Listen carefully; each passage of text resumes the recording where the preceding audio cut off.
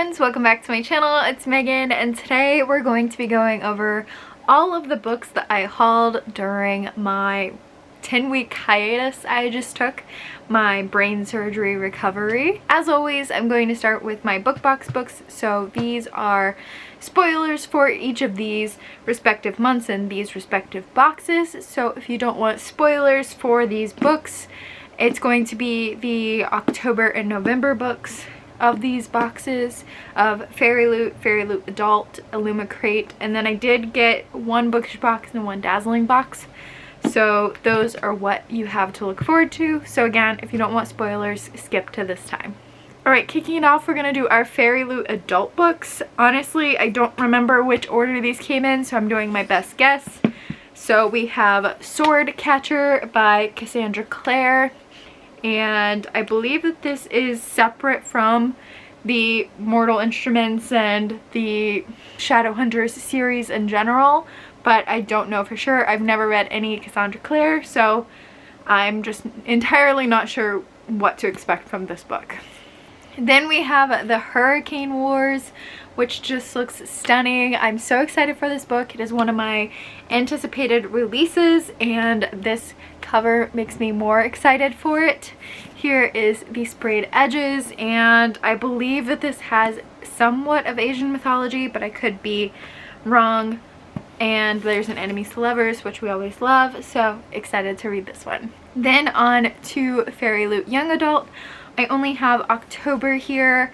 My November Fairy Loot was delivered to my parents' house the day after I returned back home, so they currently have it until I can retrieve it from them during my Christmas break, so you can expect that unboxing at some other point. But we do have The Forest Grimm here. This is by Catherine Purdy, and I believe it is a Dark Red Riding Hood retelling of some sort, so I'm excited about that. Again, we're right back into the I'm excited routine here on the channel. And then Illumicrate. Our October book was After the Forest by Kel Woods, and I think that this is also another dark fairy tale retelling, but I'm not entirely sure which one. I'm thinking Hansel and Gretel, but again, could be wrong. I mean, one of the main characters' names is Greta, so I'm gonna stick to my guns on that Hansel and Gretel guess. And then we have November's Starling House by Alexi Harrow. This is it looks perfect for spooky season. I actually don't know much about it, but it's by the same author who wrote Once and Future Witches, so I'm assuming it has some of that witchy magical realism element to it, but it looks super spooky and perfect for an October read, so yeah. And then on to our bookish box and dazzling bookshop. Our bookish box was actually the July bookish box, and that was Garden of the Cursed. I know nothing about this. I thought it was going to be some sort of fairy tale element, but then you open up the end pages and it looks empirical or futuristic, so I have no idea what to expect from this one. And then finally our dazzling bookshop. I think I've already actually hauled this on my page somewhere somehow because I was just so excited to show it, and that is Bonesmith by Nikki Palpretto. I love Bonesmith. I love Nikki. She is the author of Crown of Feathers. I was looking around because I know that I have my little stack here.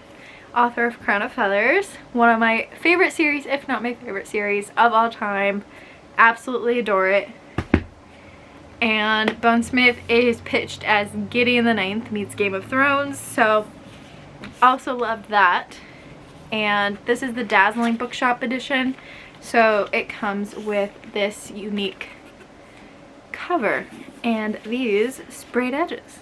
This is also a book box book, but it is not from a monthly subscription, so it is not a spoiler and you do not need to avoid watching here. So that is a sequel from a previous Fairy Loot edition, which was The Darkening, I believe, and our sequel is The Light Struck. So I got the sequel matching edition. Very excited about that. Okay, next section is my pre-orders, and we're gonna kick it right off with our November 7th release. And if you are familiar with the releasing timeline, you probably already know what this book is. And I got not one, not two, but 3 editions of Iron Flame because I freaking love Fourth Wing. So I have the regular Barnes & Noble edition with the plain black sprayed edges. And then I have the Books A Million edition, which is plain black sprayed edges, but it's signed. I ordered Barnes & Noble before I saw this one release. And then I also got the Waterstones edition with a more of like rose gold-y cover than this. And these nifty sprayed edges with like some stenciling. The only thing with this one is that the pages are literally not attached to the binding. So that's great.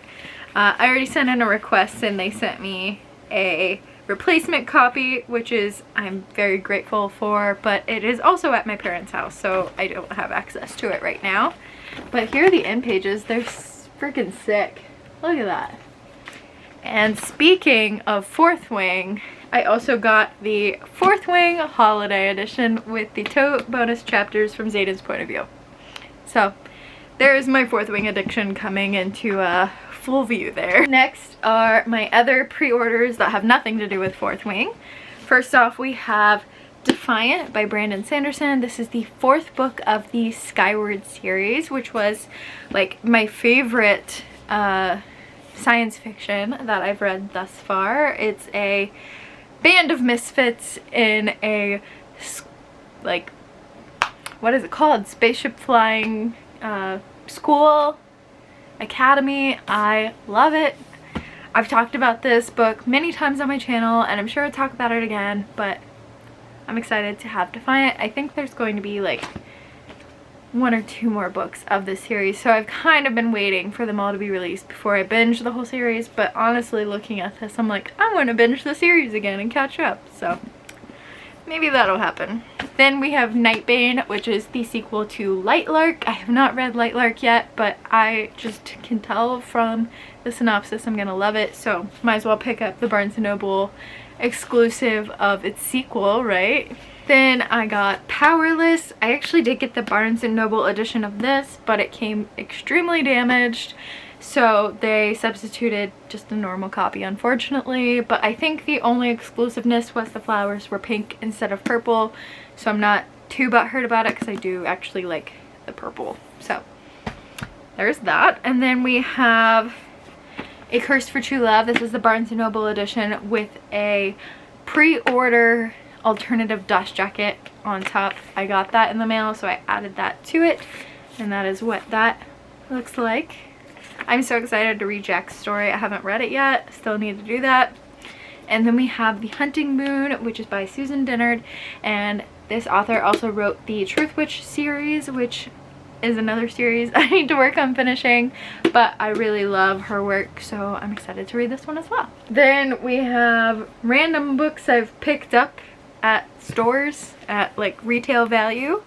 Actually, these were 20% off at Target, so don't judge me too hard. But I have Wish of the Wicked, which I believe is the story of the fairy godmother from, I don't know if it's specifically Cinderella, but it's a story of a fairy godmother. And then The Power of Now, which is a non-fiction book that my best friend Leah highly recommended to me, so I still need to read this one. And Bookshops and Bone Dust, which is the sequel to Legends and Lattes, and it has a D&D adult fiction vibe. Look at all these books I'm bringing in after just doing a huge unhaul, because that's who I am as a person. It's never ending. Then I have a stack of books here that I found at like thrift stores or the dollar store even. So first off, from thrift stores, we have So Many Beginnings, a Little Women remix. This was actually from Dollar Book Swap, which is where you get every book in there for $1. So this is a Little Women retelling, and Little Women is one of my favorite books of all time, my favorite classic. So I'm excited to see how they remix it. Also from Dollar Book Swap, I got 2 Sweet Valley books that I didn't have in my collection. Sweet Valley Kids number 20 and Sweet Valley Twins number 48. So we'll add those to the collection. I'm trying to recollect my childhood series. And at the thrift stores and antique stores, I found Every Summer After by Carly Fortune, The Holiday Swap by Maggie Knox, The Return, Book 2, Legacy of Secrets. So I believe that this is a sequel to the Kingdom Keepers series, which is super interesting. I definitely want to check that out. And The Burning Witch by Delamock. I don't know how to pronounce that for sure, but it looks, I actually have this on my wish list, and I saw it and I was like, oh, I want that. It was $1. Love that. Speaking of $1, these are books I got at the literal dollar store, Dollar Tree, and that is Chemistry Lessons by Meredith Goldstein.